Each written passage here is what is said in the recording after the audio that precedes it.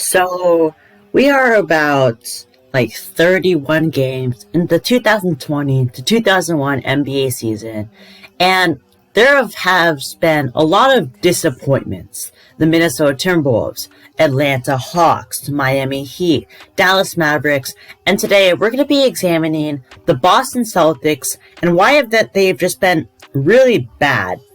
There were a lot of high hopes this season because Jason Tatum and Jaylen Brown were destined to make a big leap, and hopefully Brown making the All-Star game, which he did this year.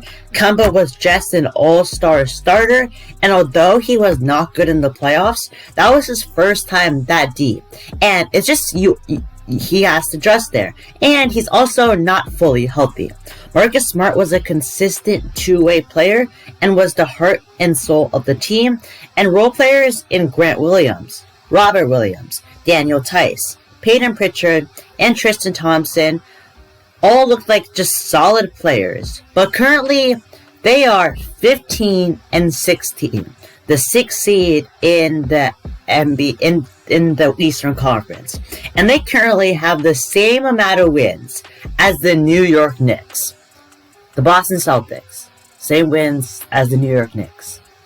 Yeah, let that sink in for a couple seconds. But they're only 2 games ahead of the 9th seed. So if they drop these next 2 games, they're out of the playoffs. So that would be so crazy. I mean, they do have their first round pick, but this team has a lot of holes. Coming up before the All-Star game, they have the Atlanta Hawks, Indiana Pacers, Washington Wizards, Los Angeles Clippers, and Toronto/Tampa Bay Raptors before the All-Star break.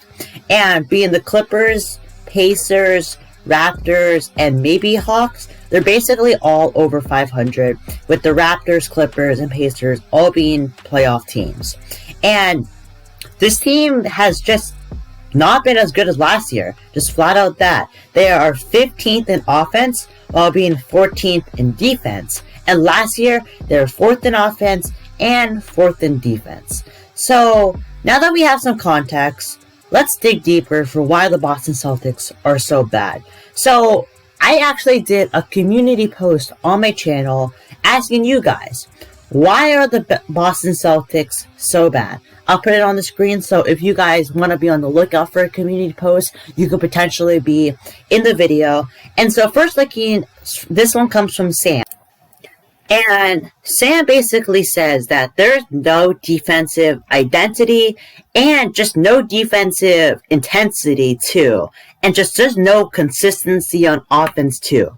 In the big three of Jason Tatum, Jaylen Brown, and Kemba Walker, all of them having a good game on the same day is just really rare. And that's just not really what you really want to see from your top 3 players. And role players like Semi Ojeleye, Peyton Pritchard, both of the Williams, and Aaron Nesmith are on and off frequently.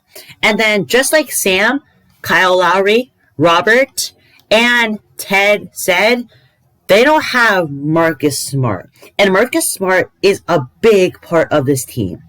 He just got something on his Achilles when facing the Lakers, and he is the heart and soul of this team. Holds his teammates accountable on both ends, and can space the floor, being their top playmaker, averaging 4.5 assists, and having all NBA first team defense.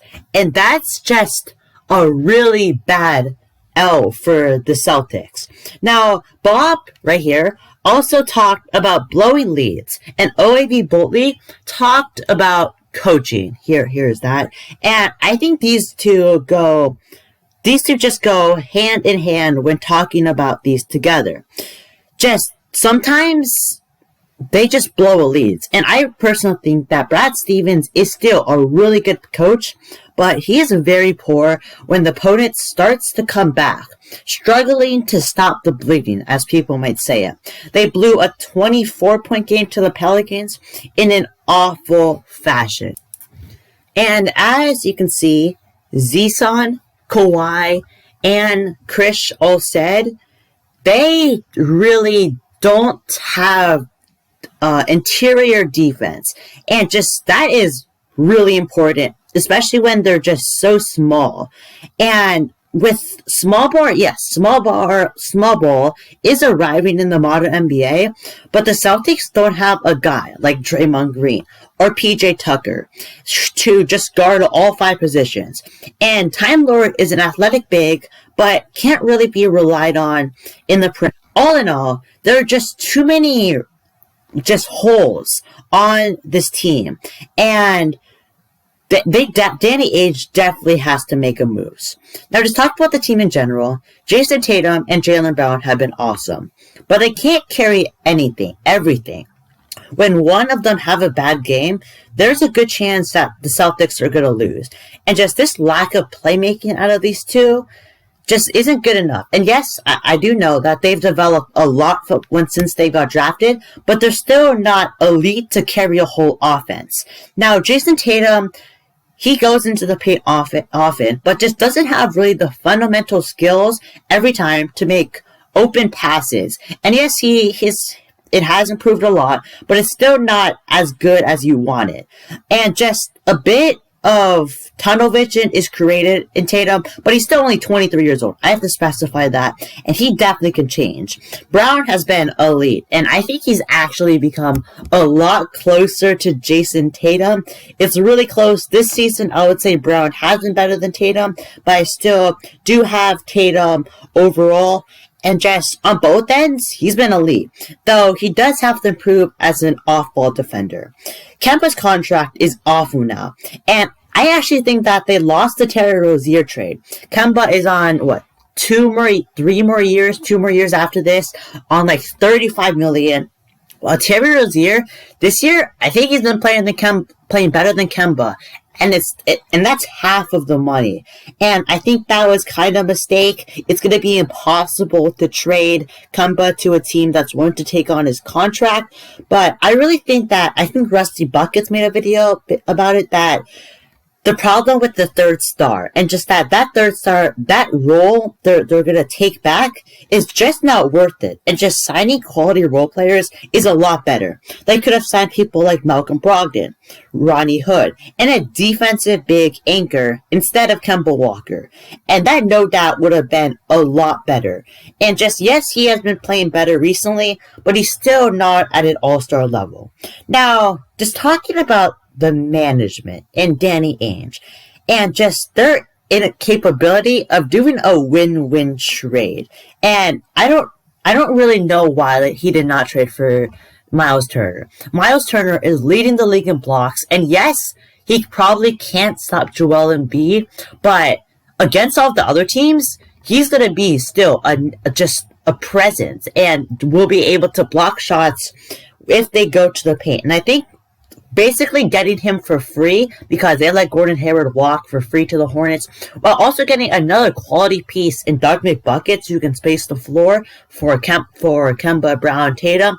I think they definitely should have done that. Now, they do have that trade exception, which can change everything. And just like targets in JJ Redick, Harrison Barnes, and Andre Drummond can be very crucial, but just in general, they need depth. Mainly perimeter, that's what Danny Ainge said. And it's just that I don't know if Danny Ainge, he actually might be overrated as a GM. He has made some, no doubt, amazing moves. That Brooklyn Nets trade, the KG, Paul Pierce, Jason Terry trade, that was probably one of the best trades in NBA history.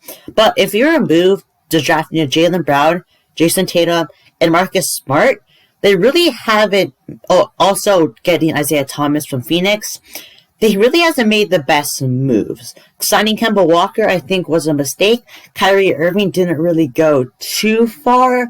Then they've had a bunch of lottery picks, but they really haven't gone anywhere. So I think if he makes a move, this team definitely still has talent. And acquiring some depth maybe some perimeter, and nothing wrong with the rim protector, I think the Celtics team can definitely be a lot better. So yeah, this is going to be my breakdown for why the Boston Celtics are just being so bad. So comment down below your thoughts for why the Boston Celtics are going to be so bad, are so bad this year. Like the videos if you like the videos. Subscribe to the Mix channel for constant basketball content. Be on the lookout for any community posts coming soon to be in a video. And I'll see you on next time.